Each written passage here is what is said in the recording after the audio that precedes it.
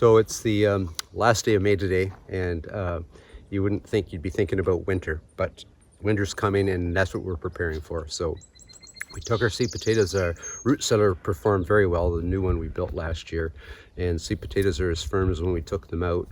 What we do is we cut them and we let that harden off for about 5 days, and that helps with potato blight. The other thing we always do is we got numerous gardens, so we always rotate the potato crops, and that helps keep potato bugs down, which is quite often an issue, and we don't like to use any chemicals. So yeah, we like to be as self-sufficient as we can, so we grow a lot of our own food, and we harvest wild meat and fish, which is primarily the only meat we eat. So anyway, I've taken a break from the cabin. I got the veranda finished back there this morning, the rail on it, so I thought I better get these in, and I'm late this year. It was too wet earlier to get spring potatoes in, and now it's just hotter and drier than heck. So anyway, time to get these in the ground, and then we'll have food for this winter.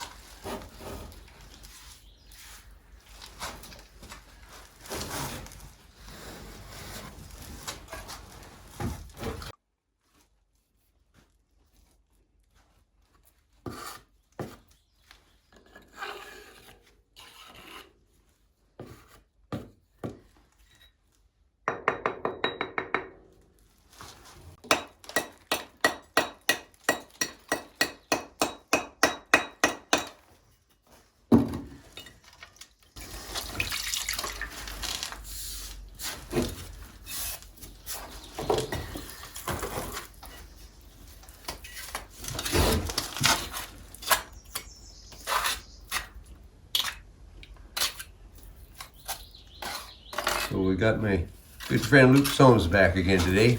He was able to free up a few hours. He's a busy fellow, but he's fitting us in a little bit here, and starting on the firebox. Luke's going to have to soon go. Actually, he's going to go quote on restoring a historic limestone building, which is pretty cool.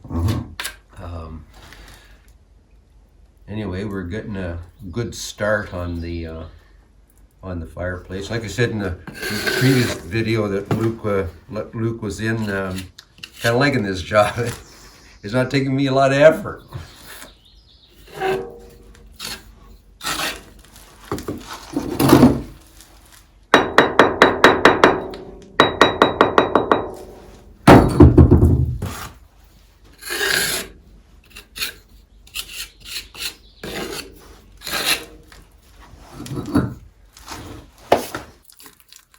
So what do you think, Luke? How much time do you think it's going to take to finish the firebox itself? Well, we got a nice little start on it for a couple hours this morning and got the layout all done and the cuts, and we'll do one more day after this, one more good day, now that we have all the cuts figured out, and we'll have the walls up of the firebox in one more day. Yeah, we can start stonework.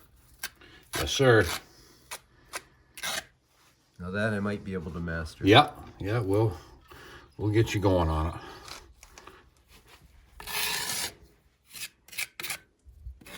Well, perhaps master's a bit of a stretch. Perhaps I can cobble it together. No problem. You'll get it figured out. Okay, I'm just going to set the crane in there and have a look at how that's going to look in the position of it. So down here, we've Luke's doing it all. Down here, Luke's put in the little clamp that will hold the bottom. We got an identical one that we'll have to establish the height, and yeah, Luke will work his magic to get that at the right height. But it'll sit in there sort of like that, and it'll both pivot in and out, of course. And yeah, it's going to look pretty good, Luke. And I think we were going to put that in the second row, and when Luke suggested maybe the third might be a better height. He said I could have a fire down there. So, Yeah. So we moved that up a bit, but I think that's going to look pretty nice. Yeah, it is. Yeah, it's going to work good. Very good. Very good, Luke. So we look forward to when you can get back another day and Yep. seeing this done. Won't be long. We'll have a pot of stew hanging on that hook. It won't be long. Yeah. Barrows, right? There you go, yeah. Right then. You bet. Okay. Well, we'll just do some cleanup and we'll see Luke another day.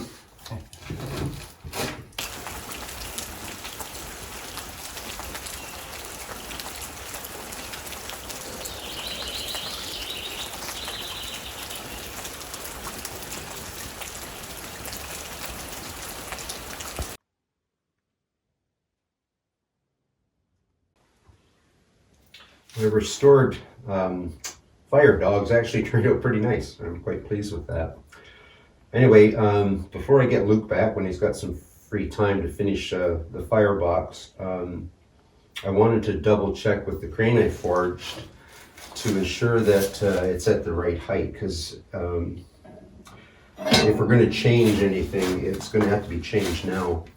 And yeah, aesthetically it might have been a tad lower, but there's certainly ample room for it to swing and have clearance with pots that are hanging from it. And I'll be forging out adjustable pot hangers. There's a specific name they called it in the 1700s that for the life of me I can't think of it right now. Anyway, maybe when the heat of the forge kicks up a bit, my brain will kick up too. So anyway, I'll come up with the name for sure. But I think, yeah, I think that's going to work well. So, yeah, pretty exciting. Pretty soon, we will be having our first meal here.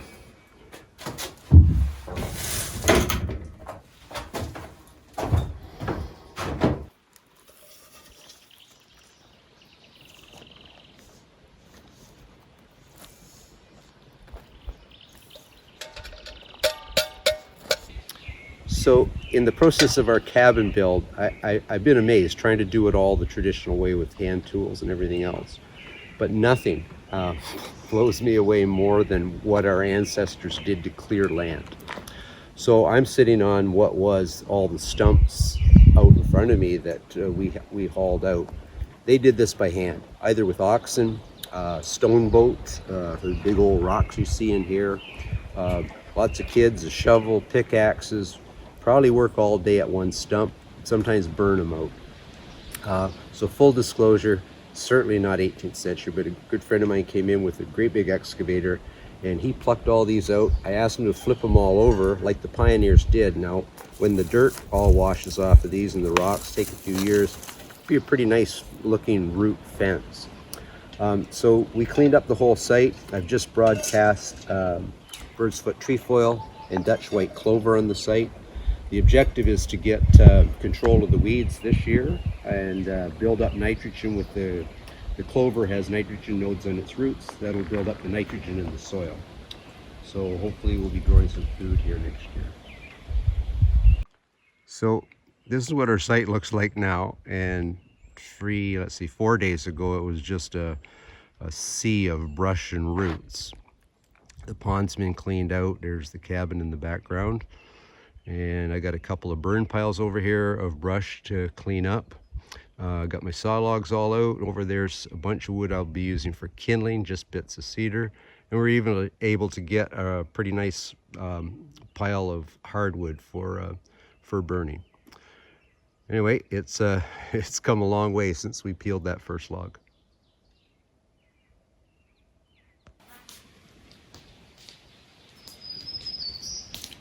I've spent the last 2 days clearing around the cabin and burning brush.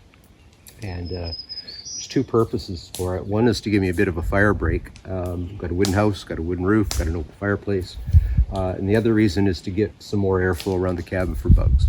And the bugs haven't been bad this year, but some years they can be pretty bad up here.